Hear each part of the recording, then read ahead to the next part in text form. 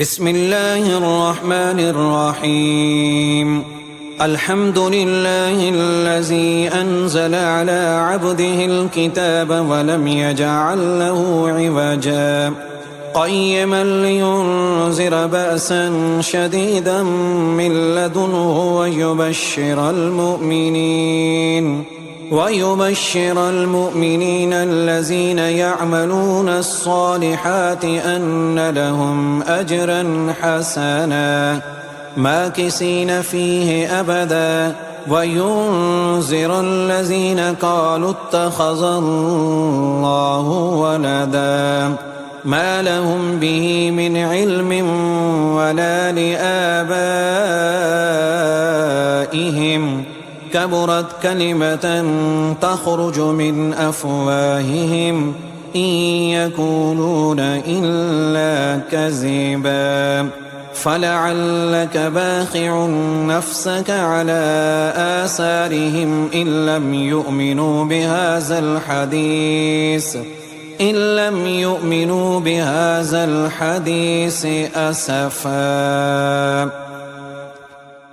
إنا جعلنا ما على الأرض زينة لها لنبلوهم أيهم أحسن عملا وإنا لجاعلون ما عليها سعيدا جرزا.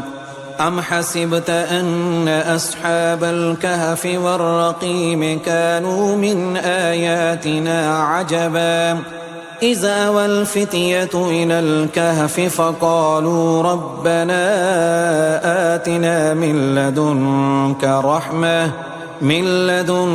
رحمة وهيئ لنا من أمرنا رشدا. فضربنا على آذانهم في الكهف سنين عددا ثم بعثناهم لنعلم أي الحزبين أحصى لما لبثوا أمدا. نحن نقص عليك نبأهم بالحق إنهم فتية آمنوا بربهم وزدناهم هدى وربطنا على قلوبهم إذ قاموا فقالوا ربنا رب السماوات والأرض لن ندعو من دونه إلها لقد قلنا إذا شططا. هؤلاء قوم اتخذوا من دونه آلهة لولا يأتون عليهم بسلطان بين فمن أظلم ممن افترى على الله كذبا. وإذ اعتزلتموهم وما يعبدون إلا الله فاووا إلى الكهف ينشر لكم ربكم من رحمته ويهيئ لكم من أمركم مرفقا. وترى الشمس إذا طلعت تزاور عن كهفهم ذات اليمين وإذا غربت تقرضهم ذات الشمال وهم في فجوة منه ذلك من آيات الله. من يهد الله فهو المهتد ومن يضلل فلن تجد له وليا مرشدا. وتحسبهم أيقاظا وهم رقود ونقلبهم ذات اليمين وذات الشمال وكلبهم باسط ذراعيه بالوصيد لو اطلعت عليهم لوليت منهم فرارا ولملئت منهم رعبا. وكذلك بعثناهم ليتساءلوا بينهم قال قائل منهم كم لبثتم قالوا لبثنا يوما أو بعد يوم قالوا ربكم أعلم بما لبثتم فابعثوا أحدكم بورقكم هذه إلى المدينة فلينظر أيها أزكى طعاما فليأتكم برزق منه وليتلطف ولا يشعرن بكم أحدا إنهم إن يظهروا عليكم يرجموكم أو يعيدوكم في ملتهم ولن تفلحوا إذا أبدا وكذلك أعصرنا عليهم ليعلموا أن وعد الله حق وأن الساعة لا ريب فيها إذ يتنازعون بينهم أمرهم فقالوا بنوا عليهم بنيانا ربهم أعلم بهم قال الذين غلبوا على أمرهم لنتخذن عليهم مسجدا سيقولون ثلاثة رابعهم كلبهم ويقولون خمسة سادسهم كلبهم رجما بالغيب ويقولون سبعة وثامنهم كلبهم قل ربي أعلم بعدتهم ما يعلمهم إلا قليل فلا تمار فيهم إلا مراء ظاهرا ولا تستفت فيهم منهم أحدا ولا تقولن لشيء إني فاعل ذلك غدا إلا أن يشاء الله واذكر ربك إذا نسيت وقل عسى أن يهديني ربي لأقرب من هذا رشدا ولبثوا في كهفهم 300 سنين وازدادوا 9 قل الله أعلم بما لبثوا له غيب السماوات والأرض أبصر به وأسمع ما لهم من دونه من ولي ولا يشرك في حكمه أحدا واتل ما أوحي إليك من كتاب ربك لا مبدل لكلماته ولن تجد من دونه ملتحدا واصبر نفسك مع الذين يدعون ربهم بالغداة والعشي يريدون وجهه ولا تعد عيناك عنهم تريد زينة الحياة الدنيا ولا تطع من أغفلنا قلبه عن ذكرنا واتبع هواه وكان أمره فرطا وقل الحق من ربكم فمن شاء فليؤمن ومن شاء فليكفر إنا أعتدنا للظالمين نارا أحاط بهم سرادقها وإن يستغيثوا يغاثوا بماء كالمهل يشفي الوجوه بئس الشراب وساءت مرتفقا إن الذين آمنوا وأملوا الصالحات إنا لا نضيع أجر من أحسن عملا أولئك لهم جنات عدن تجري من تحتهم الأنهار يحلون فيها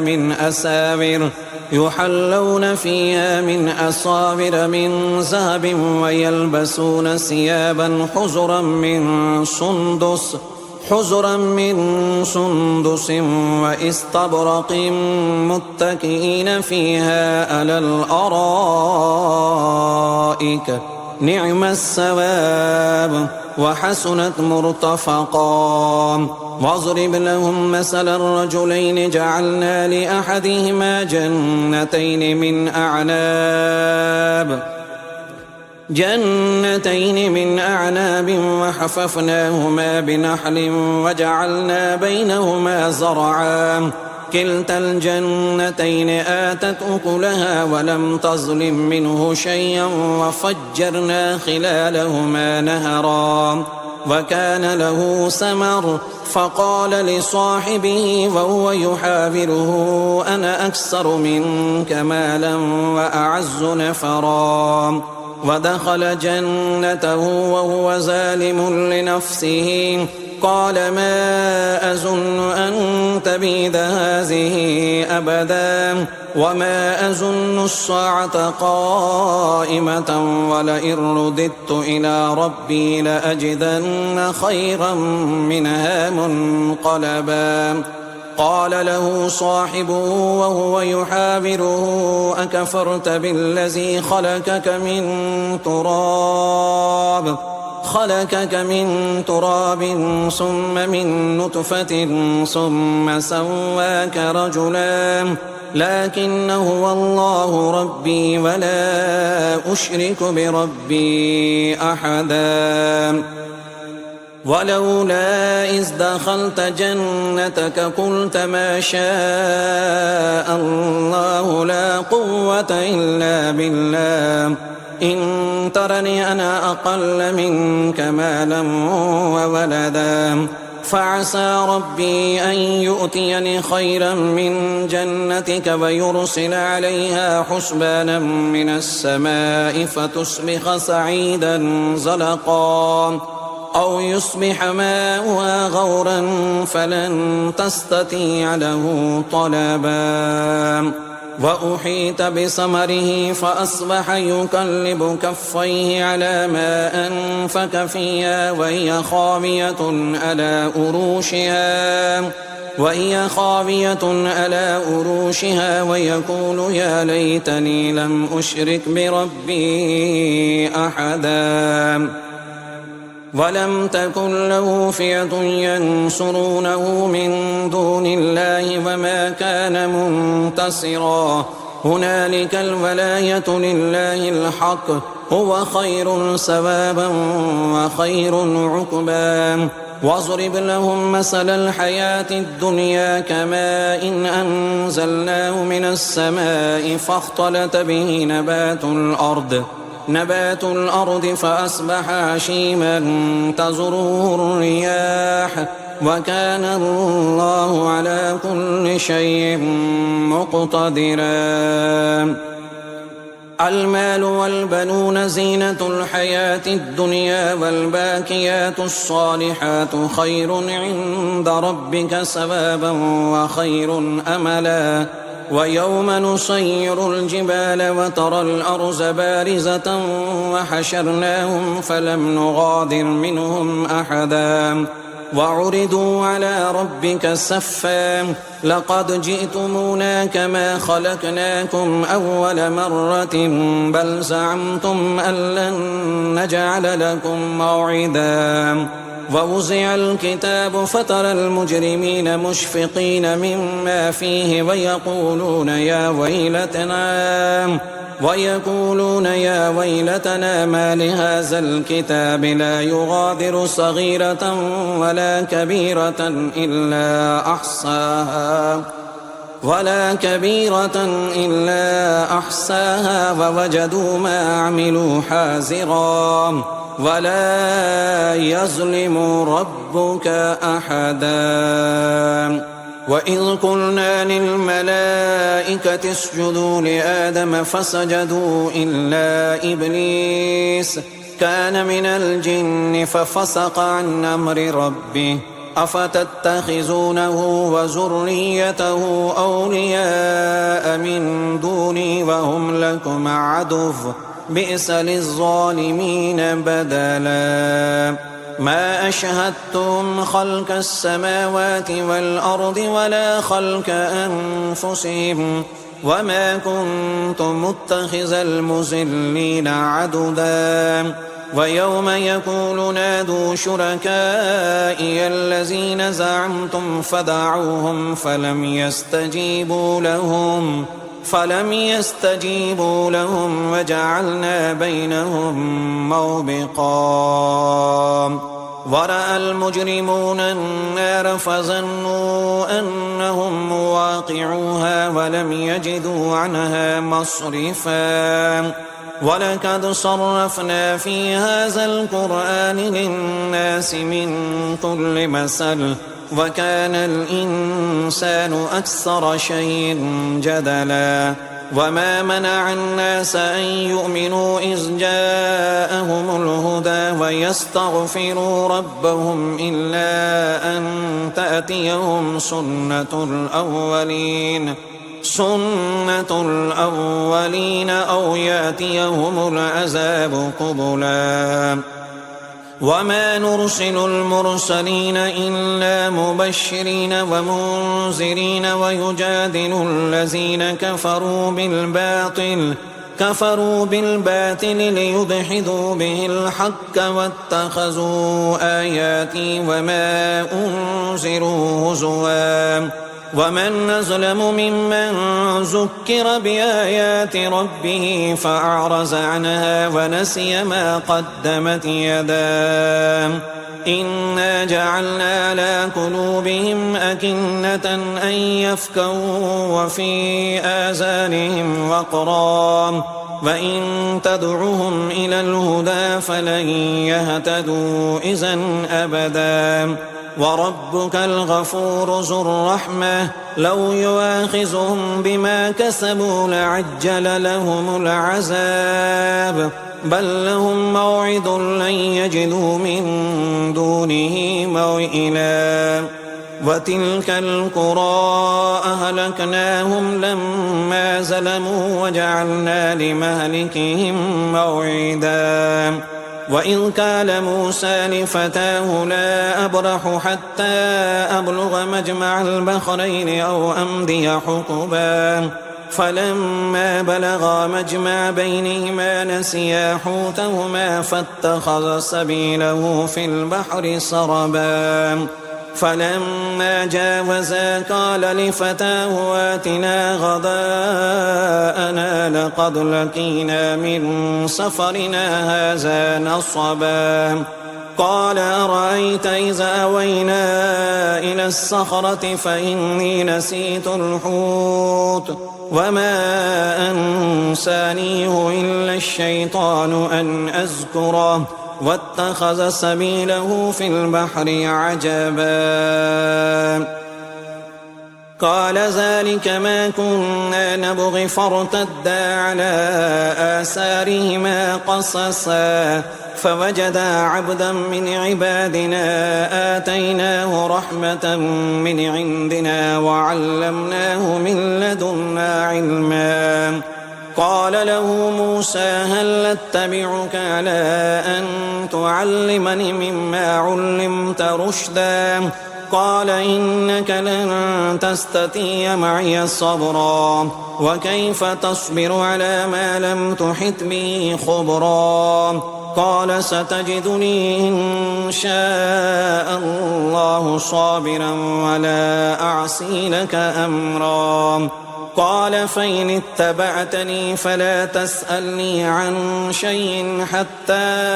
أحدث لك منه ذكرا فانطلقا حتى إذا ركبا في السفينة خرقها قال أخرقتها لتغرق أهلها لقد جئت شيئا إمرا قال ألم أقل إنك لن تستطيع معي صبرا قال لا تؤاخذني بما نسيت ولا ترهقني من أمري عسرا فانطلقا حتى إذا لقيا غلاما فقتله قال أقتلت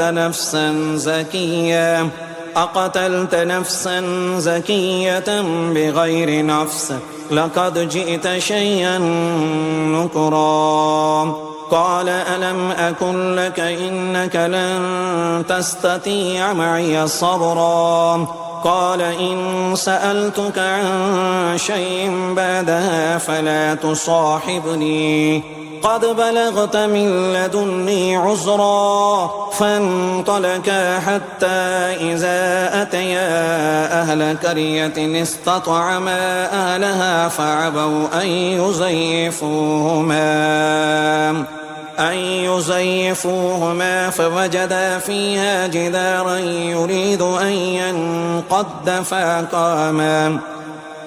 قال لو شئت لاتخذت عليه أجرا قال هذا فراق بيني وبينك سأنبئك بتأويل ما لم تستطع عليه صبرا أما السفينة فكانت لمساكين يعملون في البحر فأردت أن أعيبها وكان وراءهم ملك يأخذ كل سفينة غصبا وأما الغلام فكان أبواه مؤمنين فخشينا أن يرهقهما طغيانا وكفرا فأردنا أن يبدلهما ربهما خيرا منه زكاة وأقرب رحما وأما الجدار فكان لغلامين يتيمين في المدينة وكان تحته كنز لهما وكان أبوهما صالحا فأراد ربك أن يبلغا أشدهما ويستخرجا كنزهما رحمة من ربك وما فعلته عن أمري ذلك تأويل ما لم تسطع عليه صبرا ويسألونك عن ذي القرنين قل سأتلو عليكم منه ذكرا إنا مكنا له في الأرض وآتيناه من كل شيء سببا حتى إذا بلغ مغرب الشمس وجدها تغرب في عين حمية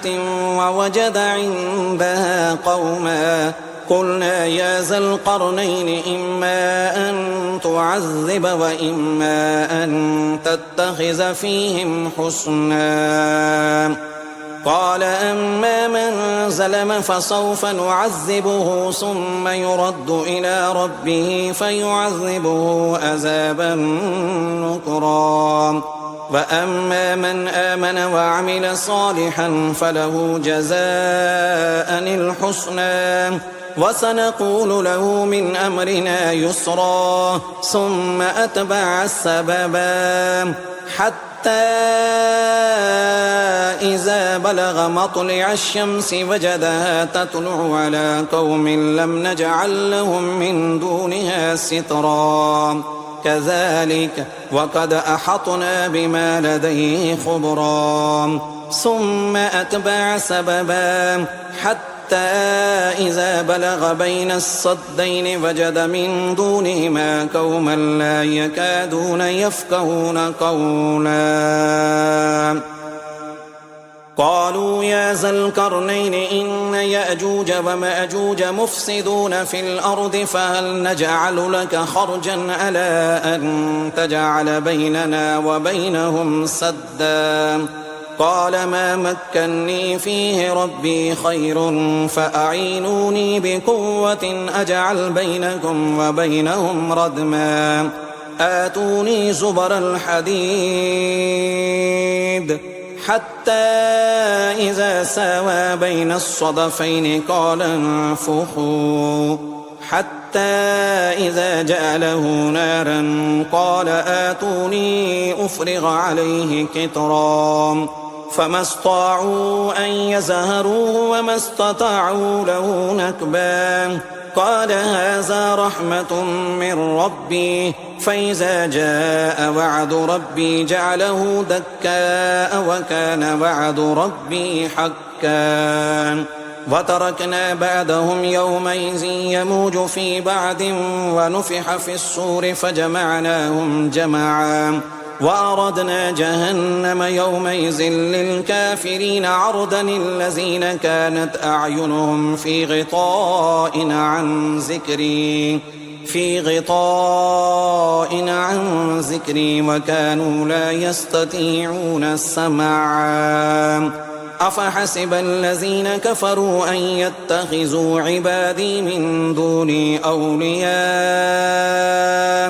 إنا أعتدنا جهنم للكافرين نزلا قل هل ننبئكم بالأخسرين أعمالا الذين زل سعيهم في الحياة الدنيا وهم يحسبون أنهم يحسنون صنعا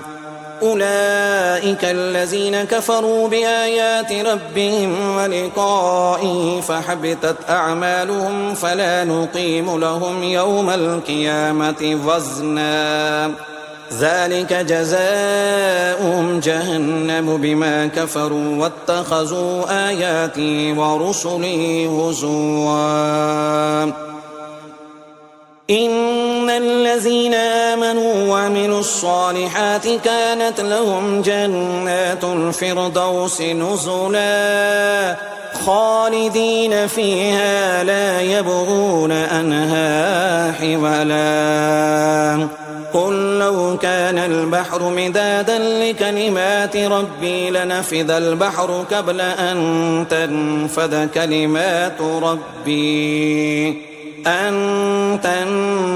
كلمات ربي ولو جئنا بمثله مددا قل إنما أنا بشر مثلكم يوحى إلي أنما إلهكم إله واحد فمن كان يرجو لقاء ربه فليعمل عملا صالحا ولا يشرك بعبادة ربه أحدا